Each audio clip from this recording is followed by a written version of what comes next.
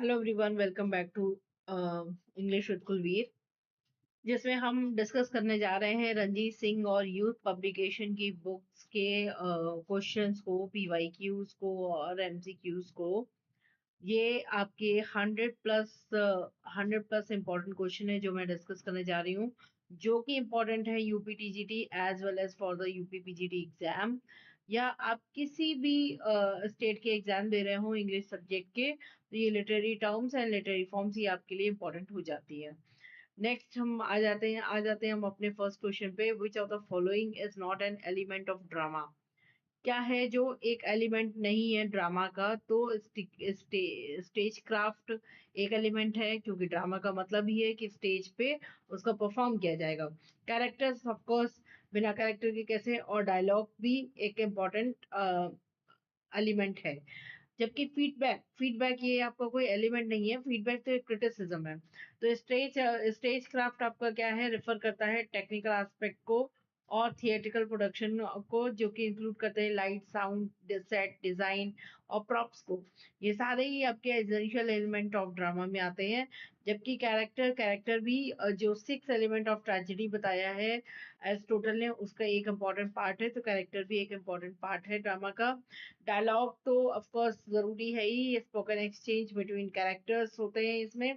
जबकि फीडबैक क्या है, फीडबैक एक एडवाइस है, क्रिटिसिज्म है, इंफॉर्मेशन है, जिसका जो कि बताता है कुछ यूजफुल, मतलब जिन्होंने भी देखा वो ड्रामा, उनको ये कैसा लगा उसका फीडबैक ये बताते हैं। तो ये आपका इम्पोर्टेंट है, लेकिन इसेंशियल एलिमेंट नहीं है आपका। नेक्स्ट है the 19th century American movement transcendentalism was not concerned with। ठीक है, ट्रांसेंडेंटलिज्म ऑफ कोर्स पूछा जा सकता है, ये टर्म्स आपसे ऑफ कोर्स पूछी जा सकती हैं। आप बिल्कुल ये ना मान के चलें कि ऐसी टर्म्स आपसे पूछी नहीं जा सकती, क्योंकि literary criticism, sorry, literary terms आपसे आपका एक एसेंशियल पार्ट है आपके पेपर का, तो ये आप आपसे जरूर से जरूर पूछी जा सकती है, specially for the exam of UPPGT, है ना। आप एग्जाम का लेवल दिन दिन पर दिन बढ़ रहा है, कंपटीशन हाई है, तो ऑफ कोर्स ये आपसे पूछी जा चुकी ही आपके टर्म्स हैं, और आगे भी ये पूछी जा सकती हैं। तो इनको आप ध्यान से पढ़ते चलें। एटलीस्ट आपको इनका मेजर थीम पता होना चाहिए, इन टर्म्स का मेजर थीम पता होना चाहिए, और किसने ये टर्म दी है ये पता होना चाहिए। कुछ ऊपर ऊपर की चीजें आपको जरूर पता होनी चाहिए। तो 19th सेंचुरी में अमेरिकन मूवमेंट ट्रांसेंडेंटलिज्म आई, और ये किससे कंसर्न नहीं थी, ये किससे कंसर्न नहीं थी। तो ट्रांसेंड आपका सेल्फ रिलायंस थी, going back to nature, supremacy of insight, इन सब से कंसर्न थी, लेकिन क्रूड मेंटलिज्म से कंसर्न नहीं थी। क्यों? क्योंकि इस मूवमेंट ने खुद ही रिजेक्ट किया था मटेरियलिस्टिक वैल्यूज जो कि स्पिरिचुअल और आइडियलिस्टिक प्रिंसिपल्स को दिखाते हैं, उसको इन्होंने क्या किया था, रिजेक्ट किया था। तो ये कैसे ट्रांसेंडल, मतलब ये कैसे मटेरियलिज्म को प्रमोट करती, तो ये प्रमोट करती थी किसको, सेल्फ रिलायंस को, प्लस नेचर को। नेचर इसका एक क्रूशियल पार्ट था, जिसमें बैक टू नेचर इनका इनका एक मूवमेंट का ये एक एसेंशियल पार्ट था, एसेंशियल फिलोसफी थी। नेक्स्ट है आपका सुप्रीमेसी ऑफ इंसाइट। तो इंसाइट की सुप्रीमेसी मतलब अपने अंदर झांकना, अपने अंदर के इंसान पे झांकना, और अपने वो अंदर के वर्ड्स को ट्रांसेंड फील कराना, ये इम्पोर्टेंट था। नेक्स्ट आ जाते हैं अगले क्वेश्चन पे। तो ये है naturalism. Naturalism is the idea और बिलीव दैट। नेचुरलिज्म का आइडिया क्या है? तो नेचुरलिज्म का आइडिया ये है कि नेचुरल लॉज, नेचुरलिज्म क्या है, naturalism, nature is completely knowable, and the only natural laws and forces operate in the world। मतलब नेचुरलिज्म पहले तो किसकी दी हुई टर्म है, तो ये रूसो की दी हुई टर्म है। मेनली इनसे बिलोंग करते थे रूसो, और रूसो से ही प्रभावित थे कहीं ना कहीं हमारे विलियम वर्ड्सवर्थ। रूसो से ही प्रभावित थे हमारे विलियम वर्ड्सवर्थ, जिन्होंने नेचुरलिज्म को अपनाया था। इनका मतलब ये था कि केवल नेचुरल लॉज होते हैं और फोर्सेस होती हैं जो कि ऑपरेट करते हैं वर्ल्ड को। ये सुपर नेचुरल जो भी एक्सप्लेनेशन होते हैं उनको कहीं ना कहीं रिजेक्ट करती है। तो नेचुरलिज्म रिजेक्ट करती है स्पिरिचुअलिज्म को, मेटाफिजिकल एक्सप्लेनेशन को, और साथ ही साथ सुपर नेचुरलिज्म को भी ये रिजेक्ट करती है। किसको फॉलो करती है कि नेचुरल लॉज होते हैं और उन्हीं के अकॉर्डिंग पूरा वर्ल्ड चलता है। नेक्स्ट है बिल्डंग्स रोमन। बहुत बार एग्जाम में पूछा गया, पीवाईक्यू है ये, कि बिल्डंग्स रोमन से क्या है, मतलब क्या इस टर्म का मतलब क्या है। तो बिल्डंग्स रोमन आपको बताता है the coming age of the protagonist. Protagonist जब अपनी एज के अकॉर्डिंग अपनी ग्रोथ पे ध्यान देता है, मतलब ये आपका मोरल ग्रोथ हो, साइकोलॉजिकल हो और सोशल ग्रोथ हो, जब किसी प्रोटोगोनिस्ट की from the youth to maturity, then it is called a bildungsroman novel. Okay. तो जेम्स जॉयस की पोर्ट्रेट ऑफ द आर्टिस्ट एक इसी तरीके की एक वर्क है। मिथ क्या है आपका? मिथ डील करता है सुपर नेचुरल ओरिजिन से और कल्चरल बिलीफ से। मिथ क्या है? ये ये माइथोलॉजी से रिलेटेड है, जबकि बिल्डेंस रोमन आपका एक रियलिस्टिक जीनर है और इंडिविजुअल साइकोलॉजिकल ग्रोथ को दिखाता है, ना कि माइथोलॉजिकल ग्रोथ को दिखाता है। तो मिथ तो नहीं होने वाला। मेलोड्रामा क्या है? तो मेलोड्रामा सेंसेशनलिज्म है, एग्जैगरेटेड इमोशंस जहाँ दिखाए जाते हैं, ऐसे इमोशंस दिखाए जाते हैं जो रियल लाइफ में नहीं, रियल लाइफ में ही अच्छे लगते हैं। या ड्रामा या स्टेज क्राफ्ट पे ही जो जिस तरीके का ड्रामा दिखाया जाता है वो आपका मेलोड्रामा हो जाता है। लेजेंड्स क्या है? Story of the heroic narratives, जो कि मेनली क्या होते हैं? हिस्टोरिक, जो हिस्टोरिकल हीरोज होते हैं वो लेजेंड्स कहलाते हैं, और उनकी स्टोरी पे बेस्ड जब कोई ड्रामा या नॉवेल्स लिखी जाती है तो that is legends. Okay. Next है the feminist movement in literature has not concentrated on. तो फेमिनिस्ट मूवमेंट ने लिटरेचर की किस पर कंसंट्रेट नहीं किया था? तो किस पर कंसंट्रेट नहीं किया था कि लिटरेचर एंड जेंडर डिस्क्रिमिनेशन पे फोकस नहीं किया था। फेमिनिस्ट क्रिटिसिज्म एग्जामिन करता था लिटरेचर को, लेकिन वो जेंडर डिस्क्रिमिनेशन को रीइंफोर्स नहीं करता था। ठीक है। ये आपका ये एक्सेप्ट करते थे, बट अच्छा सॉरी।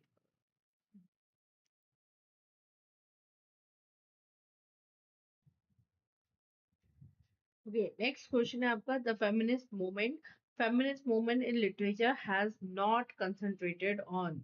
तो किस पर कंसंट्रेट नहीं करता था, इसकी बात कर रहा है कि फेमिनिस्ट मूवमेंट किस पर कंसंट्रेट नहीं करता था। तो ये किस पर कंसंट्रेट नहीं करता था? Role played by literature to support gender discrimination. तो ऑफ कोर्स फेमिनिस्ट मूवमेंट में ये दिखाया जाता था कि किस तरीके का लिटरेचर है जो कि जेंडर जेंडर उस तरीके के लिटरेचर को भी प्रमोट किया जाता था जो कि जेंडर डिस्क्रिमिनेशन को को सपोर्ट करता था। The difference in the ways of male and female writers have represented gender discrimination.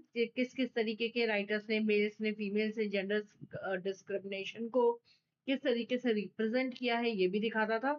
Accepting patriarchal norms, तो एक्सेप्ट तो करने की बात ही नहीं हो सकती। Adhering them to in their writings, ये भी नहीं बात हो सकती है। तो यही आपका आंसर हो जाएगा कि एक्सेप्ट करना।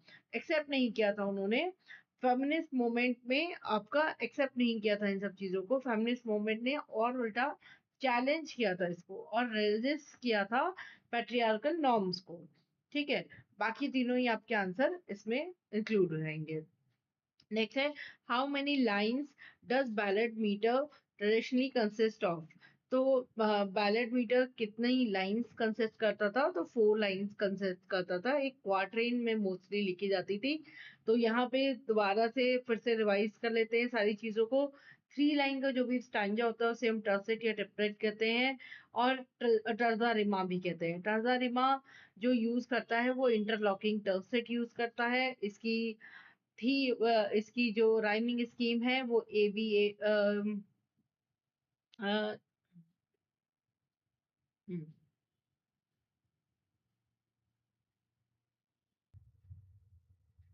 नेक्स्ट क्वेश्चन है आपका, how many lines does the ballad metre traditionally consist of? Ballad metre में कितनी लाइंस होती हैं? तो 4 लाइंस होती हैं आपकी। हम देख लेते हैं अदर ऑप्शन को। टर्जरिमा, टर्जरिमा जो कि आपका टर्सेट या ट्रिपलेट भी कहा जाता है इसको, और इसका 3 लाइन स्टैंजा होता है। और ये टर्जरिमा आपकी इंटरलॉकिंग टर्सेट्स का यूज करता है। अब इसकी राइमिंग स्कीम क्या होती है, ये राइमिंग स्कीम के बारे में आप बताएंगे, क्योंकि पिछली कई सारी क्लासेस में मैं डिस्कस कर चुकी हूँ कि इसका राइमिंग स्कीम क्या होती है। नेक्स्ट है आपका 4 लाइंस। 4 लाइंस के जो स्टैंजा होते हैं वो बैलेट स्टैंजा कहलाते हैं। 4 लाइंस के स्टैंजा होते हैं जिनको कि क्वाड्रेंट कहा जाता है। फर्स्ट और थर्ड लाइन जो होती है इनकी, वो आयम्बिक टेट्रामीटर में लिखी जाती है, और सेकेंड और फोर्थ लाइन आयम्बिक ट्राईमीटर में लिखी जाती है। इसकी राइमिंग स्कीम मोस्टली होती है ABCD। नेक्स्ट है आपका 6 लाइन स्टैंजा। 6 लाइन स्टैंजा को हम सेस्टेट कहते हैं, जो कि अपीयर करता है किस टाइप की सोनेट्स में? पेट्रार्कन सोनेट्स में ज्यादातर अपीयर करता है, लेकिन ये बैलेट का स्टैंजा फॉर्म नहीं है। नेक्स्ट है आपका 8 लाइन स्टैंजा। 8 लाइन स्टैंजा को हम ऑक्टेव या ऑक्टावा रिमा कहते हैं, ऑक्टावा रिमा कहते हैं, और ये आपका 8 लाइन वाला स्टैंजा होता है। ठीक है। The term ecological imperialism was coined by, ecological imperialism किसके द्वारा कॉइन किया गया था? तो याद रखिएगा, ये टर्म्स आपको केवल इसलिए कराई जा रही हैं क्योंकि ये टर्म्स आई हुई हैं एग्जाम में। आप इनको चेक कर सकते हैं, यूथ में आपको इनके क्वेश्चंस मिलेंगे बाकायदा, और पूरी यूथ हम लोग को कवर करके जानी है। तो ये एक जितनी बार ये किसी भी एग्जाम में पूछे गए हो हमारे लिए, क्योंकि वन लाइनर है और लिटरेरी टर्म्स हमारे पीजीटी और टीजीटी दोनों ही सिलेबस का पार्ट है, तो आप बिल्कुल इनको कंसीडर करेंगे कि ये टर्म्स भी आ सकती हैं आपकी। तो द टर्म इकोलॉजिकल इंपीरियलिज्म किसने क्वाइन की थी? तो ये तो बिल्कुल ही याद होना चाहिए कि कुछ इंपॉर्टेंट टर्म जो किसने क्वाइन की थी। तो ये टर्म जो क्वाइन की थी, अल्फ्रेड कॉसबाई ने क्वाइन की थी ये टर्म, इकोलॉजिकल इंपीरियलिज्म, इन 1986 में इसी नाम की बुक से लिखा था। ठीक है, इसी नाम की बुक में इन्होंने ये टर्म लिखी थी, जो कि बताती है कि how European biological expansion aided colonial conquest. ठीक है, किस तरीके से जिस तरीके से यूरोपियंस अपना बायोलॉजिकल एक्सपेंशन करना चाह रहे थे, उन्होंने बहुत ज्यादा जो कोलोनियलिज्म फैलाने में जो जो रोल रहा है, वो इसका इकोलॉजिकल इंपेरियलिज्म का बहुत ज्यादा रहा है। इसके अलावा देख लेते हैं वंदना शिवा। वंदना शिवा एक चिपका मूवमेंट से जुड़ी हुई एक एक्टिविस्ट रही हैं। पालो फिरो, ये आपके एक एजुकेटर और फिलोसफर रहे हैं। ठीक है। और मेन हमारा है यहाँ पे एल्फ्रेड क्रॉसबी, जिन्होंने इकोलॉजिकल इंपेरियलिज्म की टर्म दी हुई है। नेक्स्ट है आपका form of words adopted for singing और रिसाइटेशन। तो जब भी आप सिंगिंग और रिसाइटेशन की बात करेंगे और सिंपल नरेटिव फॉर्म में बात करेंगे, तो आप समझ जाएंगे कि बैलेट की बात हो रही है। ओके। तो बैलेट की बात हो रही है। बैलेट कैसा होता है? तो एक नरेटिव फोक पोयम होती है, जो कि एक ड्रामेटिक एपिसोड में रिप्रेजेंट करती है सॉन्ग के फॉर्म में। जैसे कि आपका एग्जाम्पल के लिए दिया गया है कॉलेज का the rhyme of the ancient Mariner. इसके अलावा ओड जो होती है वो एक लॉन्ग फॉर्म में होती है, और ये मोस्टली नरेटिव नहीं होती। Primarily it is not a narrative form, जिससे ओड और बैलेट को आप कंफ्यूज नहीं करेंगे। ओड जो होती है वो सीरियस लॉन्ग सीरियस लिरिक होती है, जो कि किसी पर्सन या थिंग को बताती है, और ये नरेटिव फॉर्म में नहीं होती है। जबकि बैलेट जो होती है एक नरेटिव फोक सॉन्ग होता है, जो कि एक ड्रामेटिक एपिसोड को बताता है और सिंगल फॉर्म में होता है। ठीक है। एपिक एपिक बहुत बार डिस्कस कर चुके हैं कि एक लेंदी नरेटिव पोयम होती है, जो कि एलिवेटेड लैंग्वेज में बताती है हीरोइक डीड्स को। किसी लेजेंड की स्टोरी बताते समय ये हीरोइक डीड्स को जब एपिक फॉर्म में हम लिखते हैं बहुत ज्यादा एलिवेटेड लैंग्वेज के साथ, तो वो एपिक हो जाता है। नेक्स्ट है आपका एलिजी। तो एलिजी आपका क्या होता है? Lamenting on the death of a person और मेडिटेटिंग ऑन मॉर्टेलिटी। तो जब हम मेडिटेटिंग ऑन मॉर्टेलिटी करते हैं, मतलब सारी दुनिया में जितनी भी डेथ हो रही है या मॉर्टेलिटी को हम शोक मना रहे हैं, तो ये एक तरीके से इम्पर्सनल टाइप की एलिजी हो जाती है। जबकि हम जब किसी पर्सन की डेथ पे जो हम शोक मनाते हैं, वो आपकी पर्सनल एलजी हो जाती है। अच्छा, पेस्टोरल एलजी क्या होती है, ये आप कमेंट बॉक्स में बताइएगा कि पेस्टोरल एलजी क्या होती है, पेस्टोरल एलजी की क्या क्या सिम्टम होते हैं, और किसी एक अच्छी पेस्टोरल एलजी का नाम बताइएगा फेमस। ठीक है। हीरोइक कपलेट क्या होती है, तो हीरोइक कपलेट क्या कंसिस्ट करती है, तो हीरोइक कपलेट कपलेट आ गया है तो इसका मतलब ये एक पेयर में होगी, है ना। तो a line of a verse line with, है ना, स्टैंजा ऑफ, ये सारे ही आप हटा दीजिए, इन पेयर्स में जाते हैं हम, तो ये आपका आंसर हो जाएगा कि हीरोइक कपलेट क्या होती है। तो हीरोइक कपलेट होती है आयम्बिक पेंटामीटर में लिखी हुई लाइंस, दो सक्सेसिव लाइंस आयम्बिक पेंटामीटर में लिखी हुई, जिनकी राइमिंग स्कीम ए ए हो सकती है, बी बी हो सकती है, सी सी हो सकती है। ये पाइनियर किया था इसको किसने, चौसर ने।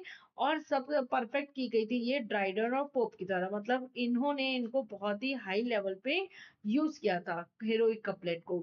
इसके अलावा 7 feet, a line of 7 feet, तो वो आपकी 7 फीट जिसकी जो लाइन होती है वो होती है हेप्टामीटर यूज होता है। और वो लाइन जिसमें 7 सिलेबल्स यूज होते हैं वो आपके हेप्टासिलेबिक होते हैं। और वो 7 लाइन का स्टैंजा, उसको हम कहते हैं राइम रॉयल। राइम रॉयल का आइडिया भी चौसेरियन स्टैंजा, चौसर के द्वारा दिया गया था, इसीलिए इसको चौसेरियन स्टैंजा भी कहा जाता है। नेक्स्ट हम आते हैं, who pioneered heroic couplet in English, किसने हीरोइक कपलेट को पायनियर किया था इंग्लिश में, तो ऑफ कोर्स हम देख ही चुके हैं कि जॉफरी चौसर ने किया था ये। जॉफरी चौसर ने हीरोइक कपलेट को पायनियर किया था, मतलब उन्होंने स्टार्ट किया था इसको अपने work the legend of good women में और द कैंटरबरी टेल्स में। उन्होंने इंट्रोड्यूस किया था rhyming iambic pentameter form English poetry में। ड्राइडन ने इस हीरोइक कपलेट फॉर्म को क्या किया था, कहीं ना कहीं पॉपुलराइज किया था। ठीक है। उसके अलावा विलियम लैंगलैंड के बारे में क्या बता सकते हैं, तो विलियम लैंगलैंड के का ये वर्क याद रखना है आपको, पियर्स प्लाउमैन। कई बार एग्जाम में पूछा जाता है कि विलियम लैंगलैंड का ये वर्क पूछा जाता है। मिल्टन तो सेलिब्रेट करते थे ब्लैंक वर्स को, उनका जो पैराडाइज लोस्ट जो उनका मेन एपिक वर्क है वो भी उन्होंने ब्लैंक वर्स में ही पूरा लिखा है। ये सारी इंफॉर्मेशन नहीं है, ये रिपीट होने वाले, लगातार रिपीट होने वाले एमसीक्यूज हैं। कल को आपको एग्जाम में क्यों सारे ऑप्शन डिस्कस किए जाते हैं, सारे ऑप्शंस डिस्कस करने के पीछे सिर्फ और सिर्फ एक ही मकसद है, ताकि आप ये समझें कि जब आप एग्जाम हॉल में बैठे हो तो ऐसा ना हो कि किसी एक ऑप्शन में आप कंफ्यूज हो जाएं।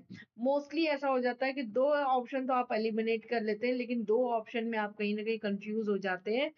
उन दो ऑप्शंस को भी, मतलब आप तीन ऑप्शन एलिमिनेट करने वाले फेज में आए, इसके लिए चारों ऑप्शंस को डिस्कस करना बहुत जरूरी होता है। तो आइए आगे हम डिस्कस कर लेते हैं, who is associated with the theory of deconstruction. Deconstruction की थ्योरी से, ये बहुत इंपॉर्टेंट है, ऑफ कोर्स ये बहुत इंपॉर्टेंट है, कई बार पूछा जाने वाला ये एग्जाम क्वेश्चन है, तो ये आपको बिल्कुल जुबान पे रटा होना चाहिए। जैक डेरिडा, जैक डेरिडा थे जिन्होंने डीकंस्ट्रक्शन की थ्योरी दी थी। ठीक है। अच्छा, बॉटकिन, ये आपके यूज जाने जाते थे आर्किटाइपल पैटर्न्स ऑफ पोइट्री के लिए। एलन टेट जो है, इन्होंने पोट्री प्रमोट किया था कॉन्सेप्ट ऑफ टेंशन को, कॉन्सेप्ट ऑफ पैराडॉक्स को इन पोइट्री। स्पीवॉक क्या है, स्पीवॉक ने डेरिडा के ऑफ ग्रामेटोलॉजी को ट्रांसलेट किया था, ये आप याद रख सकते हैं। स्पीवॉक ने, गायत्री सी स्पीवॉक ने ट्रांसलेट किया था डेरिडा के, जैक डेरिडा के ऑफ ग्रामेटोलॉजी को। और जैक डेरिडा कौन थे, ये एक फ्रेंच फिलोसोफर थे जिन्होंने 1967 में एक वर्क लिखा था ऑफ ग्रामेटोलॉजी, जिसमें कि उन्होंने डीकंस्ट्रक्शन के बारे में बात की थी। ठीक है। अब ये क्या है, कभी डिटेल में हम लोग डिस्कस करेंगे, फिलहाल एग्जाम के लिए आपके इतना सफिशिएंट रहेगा। पेरिपीटिया कई लास्ट 3 की क्लासेस आपने देखी होंगी, तो ये क्वेश्चन मतलब बहुत अच्छे से मैंने समझाया है। ना केवल पेरिपीटिया के अलावा हमाशिया को, इसके अलावा एनाग्रेसिस को, और इसके अलावा कैथारसिस को बहुत डिटेल में बहुत अच्छे से समझाया है। तो उनको आप, अगर आपने ना देखी हो लास्ट 3 क्लासेस, तो वो आप देख लेंगे। पेरिपीटिया क्या है? तो पेरिपीटिया एक्सप्लेन करता है क्या, द रिवर्सल ऑफ सिचुएशन को, द रिवर्सल ऑफ सिचुएशन को पेरिपीटिया दिखाता है। तो आइए एक बार और टर्म्स को हम देख लेते हैं। पेरिपीटिया ग्रीक में इसका मतलब है रिवर्सल। तो sudden reversal in the Fortune in a tragedy, जो प्रोटेगोनिस्ट की ट्रेजेडी में जो भी एक सडन रिवर्सल हो जाता है फॉर्च्यून का, उसको हम पेरिपीटिया कहते हैं। कंक्लूजन क्या होता है? डिनाउमेंट होता है, एक ऐसा मतलब पॉइंट आता है जहां पे बिल्कुल हम निष्कर्ष निकाल लेते हैं कि अब इस ट्रेजेडी का परिणाम क्या होने वाला है। That is conclusion denouement. The conflict in the play, conflict क्या है? तो सेंट्रल स्ट्रगल है between the opposite forces in a drama. While anagnorisis क्या है? तो एनाग्नोसिस है आपका the moment of recognition and discovery by the protagonist. जब रिकॉग्नाइज होता है प्रोटोगोनिस्ट को कि उससे कोई गलती हुई है या कुछ ऐसा हो चुका है, तब वो जो मोमेंट होता है वो एनाग्नोसिस कहलाता है। नेक्स्ट है वन है आपका question, which of the following does not constitute 3 unities. तो 3 यूनिटीज ऑफ ड्रामा बताई थी, किसने बताई थी? एरिस्टोटल ने बताई थी। 3 यूनिटीज ऑफ ड्रामा बताई थी एरिस्टोटल ने, जो कि थी unity of place, unity of action and unity of time. तो आंसर आपका क्या है, क्या नहीं है? तो that is unity of events. Unity of events आपका 3 यूनिटीज ऑफ में नहीं आता है। तो यूनिटी ऑफ टाइम क्या है?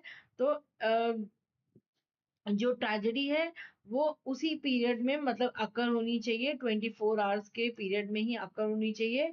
नेक्स्ट प्लेस, उनका बार बार लोकेशन नहीं चेंज होती रहनी चाहिए, जगह जगह पे थोड़ी थोड़ी देर में एक जगह चेंज हो रही है, जियोग्राफिकल सेटिंग में चेंजेस आ रहे हैं, वो चीजें ध्यान रखनी चाहिए जब भी ड्रामा मतलब ट्रेजेडी लिखी जाए।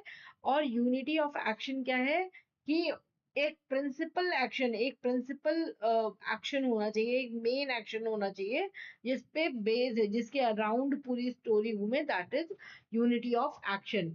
नेक्स्ट है अ 14 line poem in iambic pentameter consisting of 3 क्वार्टेंस। ठीक है, 14 लाइन पोयम जैसे ही हम सुनते हैं तो हमें बिल्कुल हमारे दिमाग में ये आ जाना चाहिए, there that the question is talking about the sonnet.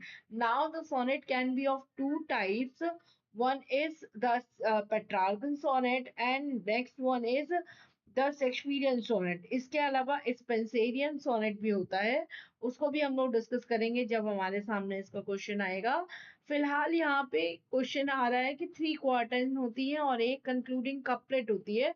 तो ये फीचर है आपका शेक्सपियरियन सोनेट का। आइए देख लेते हैं आगे। तो शेक्सपियरियन सोनेट में आपका होता है 14 लाइन्स आयम्बिक पेंटामीटर में लिखी हुई, जिसमें कि 3 क्वार्टेंस होती हैं और एक कपलेट होती है। पोयम की ये सोनेट की राइम स्कीम होती है ए बी, और सी डी ई एफ और जी ये कपलेट की राइमिंग स्कीम होती है। ठीक, लिरिक क्या होता है? तो लिरिक एक ब्रॉड कैटेगरी की नहीं पोयम होती है, लिरिक एक शॉर्ट पर्सनल पोइट्री होती है। और इसके अलावा एलजी डिस्कस कर ही चुके हैं ऊपर, बैलेट भी डिस्कस कर ही चुके हैं ऊपर।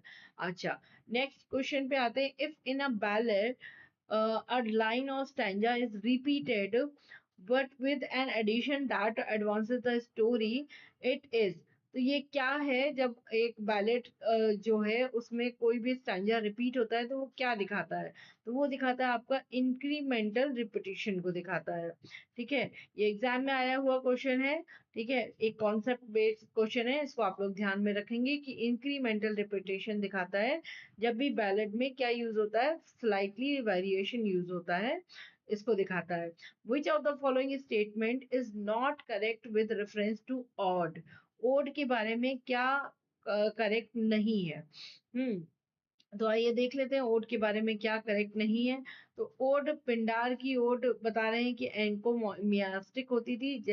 इसका मतलब कि वो ग्रीक के जो विक्ट्रीज थी और ग्रीक जो गेम्स थे उनकी प्रेज में लिखी जाती थी, तो ये एकदम एब्सोल्युटली राइट है। होरेशियन ओड्स कैसी होती है, तो होरेशियन ओड्स काम और मेडिटेटिव टाइप का इनका टोन होता है, और जबकि पिंडार की ओड कैसी होती है, वो प्रेज करती है और ग्लोरीफाई करती है विक्ट्रीज को और ओलंपियंस को, ग्रीक गेम्स को।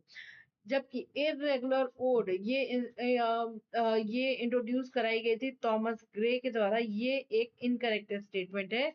इररेगुलर ओड किसने इंट्रोड्यूस करी थी, तो अब्राहम काउले में। ये ऑफ कोर्स आपका एक इम्पोर्टेंट पॉइंट बन जाता है, ये इम्पोर्टेंट क्वेश्चन बन जाता है, आ सकता है बिल्कुल पेपर में कि इररेगुलर ओड को किसने इंट्रोड्यूस किया था। तो इररेगुलर ओड को किसने इंट्रोड्यूस किया था, अब्राहम काउले ने इंट्रोड्यूस किया था। और काउले के पिंडारिक ओट्स नाम के वर्क में इन्होंने क्या किया था, इस टाइप की ओट को डिस्कस किया था। नेक्स्ट है, which one of the following terms is applied to a dramatic representation of serious and important action. ठीक है, तो ड्रामेटिक रिवर्स सीरियस की बात कर रहे हैं ना, तो कॉमेडी कॉमेडी तो हो ही नहीं सकता आंसर, ये सीरियस नहीं है। और ट्रेजी कॉमेडी भी नहीं हो सकता, क्योंकि इसमें ट्रेजेडी के और कॉमेडी के दोनों के एलिमेंट्स साथ में होते हैं। कुछ कुछ कॉमिक सीन इसमें ऐड कर दिए जाते हैं। सटायर सटायर आपका कॉमेडी फॉर्म में भी हो सकता है और थोड़ा सा व्यंग्यात्मक फॉर्म में भी हो सकता है। मेन इसका आंसर है क्या, आपका ट्रेजेडी। तो आइए देख लेते हैं, सटायर क्या एक्सपोज करता है। सटायर एक्सपोज करता है और रिडिक्यूल करता है ह्यूमन फॉली को, ह्यूमन वॉइस को, थ्रू आयरनी एंड मॉकरी। दोनों ही चीजें हो सकते हैं, लेकिन इनका ड्रामेटिक रिप्रेजेंटेशन नहीं होता। सटायर को हम स्टेज पे जाके नहीं प्रस्तुत करते हैं। ओके, कॉमेडी आपका लाइट हार्टेड होती है। ट्रेजी कॉमेडी में एलिमेंट्स होते हैं ट्रेजेडी और कॉमेडी दोनों के ही। जबकि एरिस्टोटल के ने डिफाइन किया है कि an imitation of an action that is serious, complete and of a certain magnitude, वो आपका क्या है, ट्रेजेडी है। ठीक है, नेक्स्ट में हम आते हैं, among the following which does not consist of iambic pentameter without rhyming. तो क्या है, अच्छा इस क्वेश्चन को थोड़ा सा समझ लीजिएगा। क्या क्या कह रहा है, does not consist of lines of iambic pentameter without rhyming. ठीक है, तो अब इसको देख लेते हैं। ब्लैंक वर्स इसका आंसर है। Blank verse is unrhymed penta iambic pentameter without rhyming के, जो कि कंसिस्ट करता हो आयम्बिक पेंटामीटर को, ये पूछा गया है आपसे। Which does not consist of this. ठीक है, तो ब्लैंक वर्स है जो आपका डेफिनेशन है अनराइम्ड आयम्बिक पेंटामीटर की। इसके अलावा फ्री वर्स है जो कि नहीं लिखा जाता है आयम्बिक पेंटामीटर में। इसमें कोई फिक्स मीटर नहीं होता, कोई राइमिंग स्कीम नहीं होती। और हीरोइक कपलेट क्या है, यूज करता है आयम्बिक पेंटामीटर को, लेकिन उसकी एक अपनी राइमिंग स्कीम होती है। जबकि इसमें हमसे पूछा गया है कि कोई राइमिंग स्कीम ना हो, तो राइमिंग स्कीम इसकी नहीं होती है ब्लैंक वर्स की। ठीक, और ये टर्जरिमा, टर्जरिमा आपका इसका ये इंटरलॉकिंग राइम होती है, A B A, B C B and C D C. Next one में आते हैं हम, the addition of curiosity to the desire of beauty was romanticism in English literature. It was defined by। ठीक है, तो ये आपकी वॉल्टर पैटर की एक लाइन थी। इन्होंने रोमांटिसिज्म को डिफाइन किया था कि the addition of curiosity to the desire of beauty. इस तरीके से इन्होंने रोमांटिसिज्म को वॉल्टर पैटर ने डिफाइन किया था, और ये पाइनियर ऑफ एस्थेटिक मूवमेंट भी जाने जाते हैं। इसके अलावा सैमुअल जॉनसन के बारे में देख लेते हैं। 18th सेंचुरी के नियो क्लासिकल क्रिटिक रहे हैं, जिन्होंने कॉइन की थी टर्म मेटाफिजिकल पोएट को, और इस मेटाफिजिकल पोएट को इन्होंने कॉइन किया था।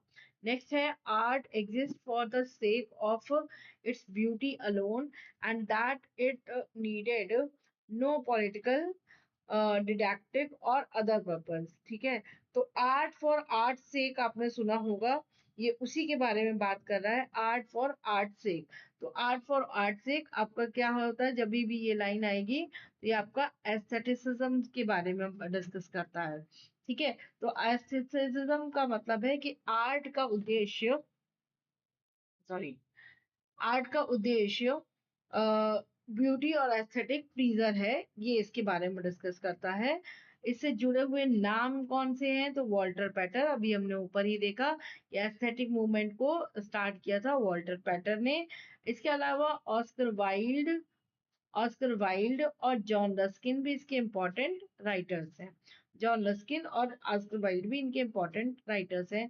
इम्प्रेशनिज्म क्या होता है कि इम्प्रेशन मतलब पर्सनल चीजों को महत्व देना, पर्सनल थॉट्स को महत्व देना। डायरेक्टिविज्म डायरेक्टिविज्म क्या होता है? Teaching moral lesson, teaching moral lesson, जहाँ पे इसकी बात होती है वो आपका डायरेक्टिसिज्म हो जाता है। और इमेजिज्म क्या होता है? क्लियर और प्रिसाइज हम इमेज बना पाए, जब भी हम किसी वर्क को पढ़ें तो हमारे दिमाग में उसकी इमेज बनती चली जाए, वो आपका इमेजिज्म हो जाता है। ठीक है। होप सो ये 20 आउट ऑफ 20 में आपके कितने मार्क्स आए आप बिल्कुल बताइएगा, क्योंकि ये सारे पीवाईक्यूज हैं और कुछ टर्म आपको लगेगा जरूर ऐसा कि ये तो यूपीपीजीटी पे नहीं पूछी जा सकती हैं, लेकिन आप यकीन मानिए कि जिस हिसाब से पेपर पैटर्न बदल रहा है और जितना ज्यादा कंपटीशन है, बिल्कुल चांसेस हैं कि इस तरीके की टर्म्स पूछी जा सकती हैं। आपके कितने मार्क्स आए बिल्कुल बताइए। और नेक्स्ट कल लास्ट हमारा ये लिटरेरी टर्म्स की क्लास होगी, जिसमें हम 20 और क्वेश्चंस को डिस्कस करेंगे, और उसके बाद फिर हम डिस्कस करेंगे अपने नए टॉपिक पे। हम आएंगे कि कौन सा टॉपिक आपको पढ़ना है, आप बिल्कुल कमेंट कर सकते हैं। होप सो आपको क्लासेस समझ में आ रही होंगी। आप जो भी इम्प्रूवमेंट चाहते हो क्लासेस में, आप उसके लिए कमेंट कर सकते हैं। Thank you class, thank you everyone.